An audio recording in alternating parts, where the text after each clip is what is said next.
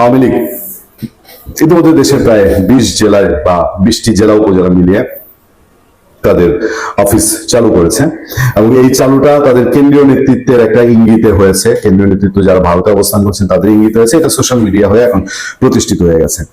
এবং দেশের ভেতরেও আরেকটা সত্য এখন প্রতিষ্ঠিত হয়ে গেছে, সেই সত্য হলো যে বিএনপি এখানে একটা খুব কৌশলী ভূমিকা পালন করছে। তারা দেখেও না দেখার ভান করছে, তারা সবকিছুই জানে। আওয়ামী লীগের নেতৃত্ব প্রায় মাঠে নেমে যাচ্ছে, তাদের ঢাকা অফিসে, ঢাকা ধানমন্ডি অফিসে তারা ডেমনস্ট্রেশন করছে, তারা ধানমন্ডি 32-এর সামনে মিছিল করছে, সেখানে ফুল দিচ্ছে, তারা গুলিস্তানে মিছিল করছে, তারা ঢাকায় বিভিন্ন জায়গায় অফিসের সামনে দাঁড়াচ্ছে।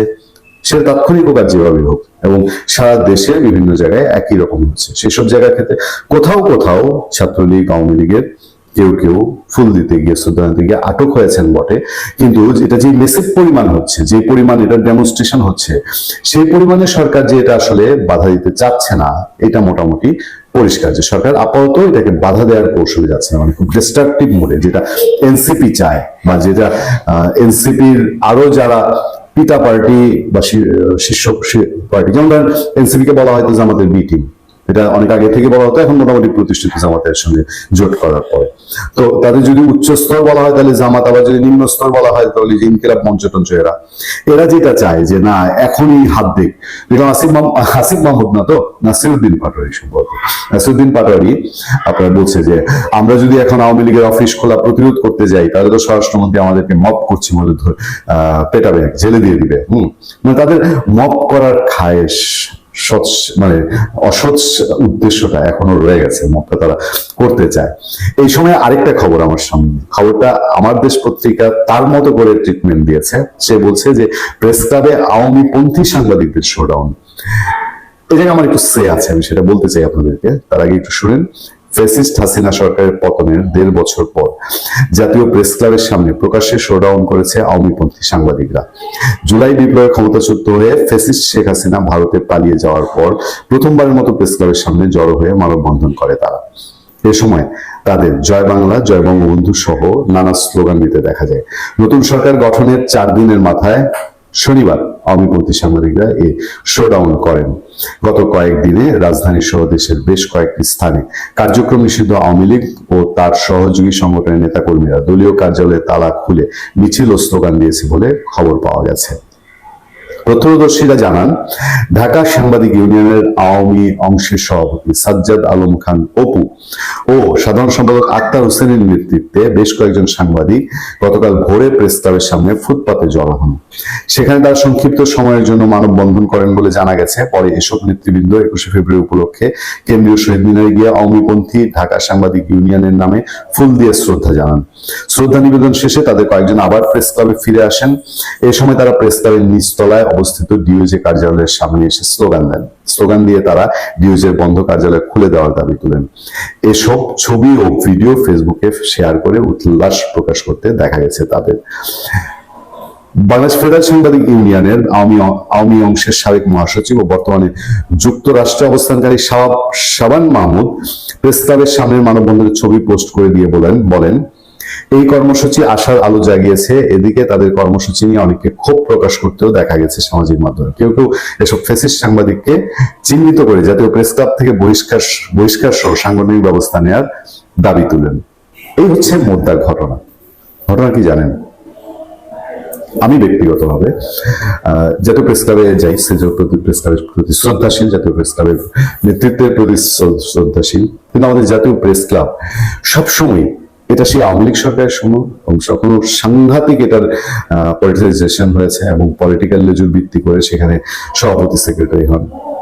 একই আচরণ করে আবার ইউনূস সরকারের সময় একই স্টাইলে আওয়ামী লীগ যেভাবে প্রেস ক্লাব দখল করেছিল, একই স্টাইলে প্রেস ক্লাব আবার দখল করে আরেক পার্টি।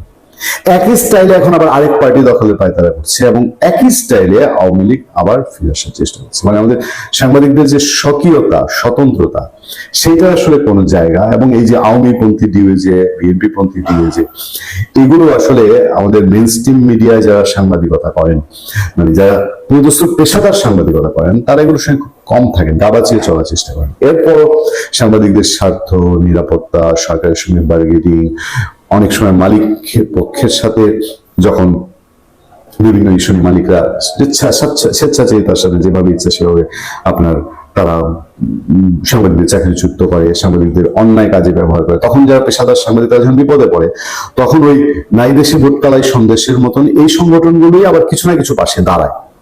তো এই টকঝাল মিষ্টিতে এই সংগঠনগুলো চলে। বাট ওই যে সরকার আসে সেই সরকারের সাথে গা ভাসানোর জন্য একটা অংশ উঠে পড়ে লাগে। এ থেকে হয়তো যে বাংলাদেশ যেরকম পরিত্রাণ পাচ্ছে না অনেক কটু রাজনীতির সিচুয়েশন থেকে, তেমন সাংবাদিকরা হয়তো এই জায়গা থেকে পরিত্রাণ পেতে আরো আরো অনেক বেশি বিবর্তনের মধ্যে দিয়ে যেতে হবে।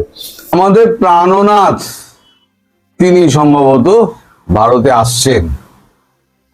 প্রাণনাথ বলতে আমাদের মালিকের একটা দূত, তিনি হচ্ছে মার্কো রুবিও তার বার্তা নিয়ে সামনের মাসের প্রথম সপ্তাহে ভারত ভিজিটে আসছেন এবং তিনি এসে জানাবেন কবে, মানে কত দিনের জন্য মালিক ভারতবর্ষে এসে দুদিন কাটিয়ে যাবেন। এখন এই যে আমাদের এখানে একটা খবর বেরিয়েছে, আপনারাও দেখে নিতে পারেন। যে খবরটা হচ্ছে financial express, Marco Rubio to visit India very soon, Trump trip also on card, Sage ambassador Sergio গোর।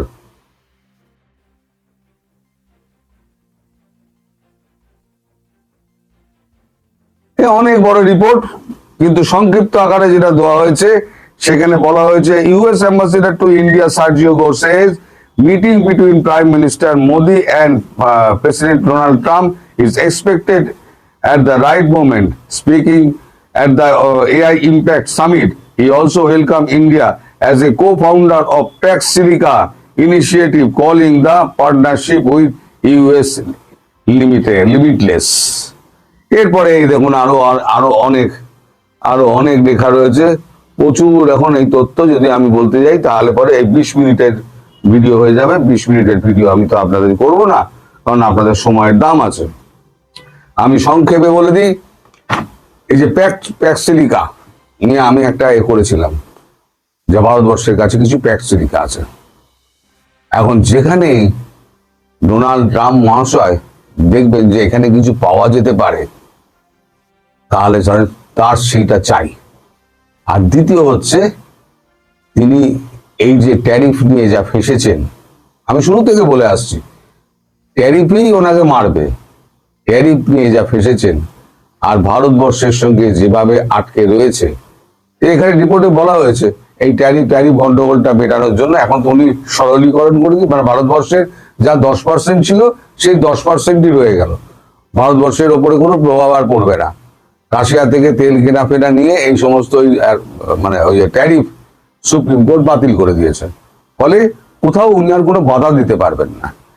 এখন এই নতুন পরিস্থিতিতে ভারতবর্ষের সঙ্গে তার যে একটা সম্পর্ক, সেই সম্পর্ক পুনঃস্থাপনের জন্য তিনি এখন প্রথমে তো একটা বন্ধু, my best friend Narendra Modi এদিকে তো একটা দিলেন একটা বার্তা, তাতেও নরেন্দ্র মোদী কিন্তু ওই ট্রেড ডিল সই করলেন না, পিছিয়ে দিলেন। মার্চের মাঝামাঝি হতে পারে, সেটা আমি বলেছিলাম যে দেখবেন সেপ্টেম্বর গড়িয়ে গেছে, তারপর আবার শুনবেন যে ওটা 2027 মার্চে হবে। এটা ওনাকে টেনে লম্বা করে গাড়ারের মতো টানা হচ্ছে আর কি। তো ভারতের কেউ যায় আসে না। এখন দেখছেন যে আমি তো এখানে ট্যারিফ নিয়ে তো মার খেয়েছি, আমার দেশে একবার খাদ্যের টান, আমার একদম জনসমর্থনে ভাটা পড়েছে। ভারতের সঙ্গে সম্পর্ক খারাপ করতে গিয়ে আমি নিজের দেশের জনগণকে বিপদে ফেলেছি। এই যে ট্যারিফ আমি যে চাপিয়েছি, এখন ট্যারিফের পয়সাটা দিচ্ছে কি? ভারত তো 100 টাকার মাল 100 টাকাতেই পাঠাচ্ছে, চীন 100 টাকার মাল চীন 100 টাকাতে পাঠাচ্ছে, বাংলাদেশ 100 টাকার মাল 100 টাকাতেই পাঠাচ্ছে। বাংলাদেশের ওপরে 30% না 40% চাপিয়ে দিলেন, এখন কমিয়েছেন। ভারতের উপরে 50% চাপিয়ে দিলেন। তার মানে কি, ভারতের যে মালটা 100 টাকায় আগে আমেরিকান বাসী কিন্তু, তাকে এখন কিনতে হবে 150 টাকা দিয়ে। তাহলে পকেটের টাকাটা কাটছে কার? আমেরিকান বাসীর। তাদের তো দৈনন্দিন জীবন চালাতে হবে, তাদের পয়সাটা বেশি লাগছে। এবার তারা গেছে খেপে যে ট্যারিফ দিয়ে তুমি দেশের কি উন্নতি করলে, তুমি তো দেশের মানুষের পকেট কাটছো। এই নিয়ে ঝটাপটিতে লেগে গেছে। আপনাদের তো অনেক আগেই বলেছি, মার্কিন কংগ্রেস, মার্কিন সেনেট এবং রিপাবলিকান দল এবং ডেমোক্র্যাটদের সব করার সঙ্গে এখন ডোনাল্ড ট্রাম্পের লেগে গেছে। এখন এখানে ভারতের সঙ্গে সুসম্পর্ক না বজায় রাখলে মালিকের সামনে তাহলে আর কোনো রাস্তা নেই। তার উপর মালিক শুনেছেন এআই সামিটে যে এখানে প্যাক্স সিলিকা ভারতবর্ষে আছে। প্যাক্স সিলিকা হচ্ছে মাদার আর কি মেটেরিয়াল, যেটা থেকে বাকি সমস্ত কিছু হয়, প্যাক্স সিলিকা। আর সিলিকার প্যাক্ট একটা হচ্ছে সারা বিশ্বের সঙ্গে সিলিকার একটা প্যাক্ট তৈরি করা হচ্ছে। আপনি দেখেছেন খুব শিগগিরই আমাদের লুলা ডি সিলভা, কলম্বিয়ার প্রেসিডেন্ট, তিনি ভারতবর্ষে এসছেন, বুকে জড়াজড়ি করে প্রধানমন্ত্রীর সঙ্গে ছবিও বেরিয়েছে। তার সঙ্গেও আমাদের এই মিনারেল চুক্তি কিন্তু হয়ে গিয়েছে এবং আমাদের যত সিলিকন টেলিকনের এই চুক্তিগুলো তার সঙ্গে হয়ে গিয়েছে। কফি যে বস্তুটা আছে আমেরিকাকে দেওয়া বন্ধ করে দিয়েছে, তো এখন সেটা সম্পূর্ণ ভারতবর্ষে আসবে। সব মিলিয়ে ভারতবর্ষ এখন একটা উঁচু জায়গায় বসে আছে। এখন ট্রাম্প দেখছে যে আমি যদি এখন ভারতবর্ষের দোরগোড়ায় এই সময় গিয়ে না পৌঁছাই তাহলে পরে আমার পক্ষে মুশকিল। ফলে তিনি সার্জিও গোরে মারফত একটা খবর পাঠিয়েছেন যে মার্কো রুবিও শিগগির যাচ্ছেন। মার্কো রুবিও গিয়ে এখন মানে ট্রাম্পের সঙ্গে মোদির বৈঠকের ডেট টেট গুলো ঠিক করবেন, কদিন উনি থাকবেন, কি কি বিষয়ে ওনার সঙ্গে কথা হবে। ভারত সম্ভবত নিশ্চিতভাবে তাকে স্বাগত জানাবেন নরেন্দ্র মোদী। এখন সেখানে সমস্ত কিছু মানে আদান প্রদান ফয়সালা হয়ে যাবে। ভাই তুমি তোমার মতো করো, আমি তো 10% নামিয়ে দিয়েছি, আর কোনো ঝামেলা নেই। এবার এই প্যাক্স সিলিকার মধ্যে আমাদেরকে নাও, নিলে পরে আমরাও একটু সমৃদ্ধ হব। আর ওষুধ টষুধগুলো তোমরা প্রথম পাঠাতে শুরু করো। যেমন আমেরিকা এখন ওষুধের আকাল হয়ে গেছে, ভারতীয় ওষুধের আকাল হয়ে গিয়েছে। খাওয়া দাওয়া নয় তবু পয়সা দিলাম পেয়ে গেলাম, ওষুধ তো পয়সা দিলেও পাওয়া যায় না। ওষুধ হচ্ছে এমন একটা জিনিস, আর সারা পৃথিবী জুড়ে ইন্ডিয়ান মেডিসিন চলে। সেখানে পাঙ্গা নিতে গিয়ে এখন ট্রাম্প পড়েছেন মুশকিলে। ফলে ট্রাম্পকে এখন নিচু হতে হচ্ছে, ট্রাম্পকে ভারতবর্ষে আসতে হচ্ছে। মোদিজিকে নেমন্তন্ন করা হয়েছিল, মোদিজি হ্যাঁও বলেননি, মোদিজি নাও বলেননি।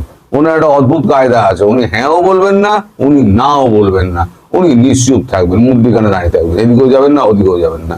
ফলে এখন ট্রাম্প বাবুকে মালিককে ছুটে আসছে। তাই আমরা সবাই মিলে বলতে লেগে গেছি, তোমরা কুঞ্জ সাজাও গো, আজ আমার প্রাণনাথ আসিতে পারে। তা প্রাণনাথের অপেক্ষা আমরা করব। সামনের মাসের প্রথম সপ্তাহে মার্কো রুবিও আসছেন, তিনি কি বার্তা নিয়ে আসেন এবং বাংলাদেশের জন্য তার কি বার্তা রয়েছে সেটার জন্য আমরা অপেক্ষা করব। বাংলাদেশের জন্য নিশ্চয়ই কোনো বার্তা নিয়ে আসছেন, কারণ বাংলাদেশ হচ্ছে এখানে প্রধান ইস্যু। আমি যতবারই বলি, কেউ স্বীকার করুক বা না অস্বীকার করুক, বাংলাদেশ হচ্ছে একটা বড় ইস্যু। আর শেখ হাসিনা, আওয়ামী লীগ এখানে একটা বড় ইস্যু।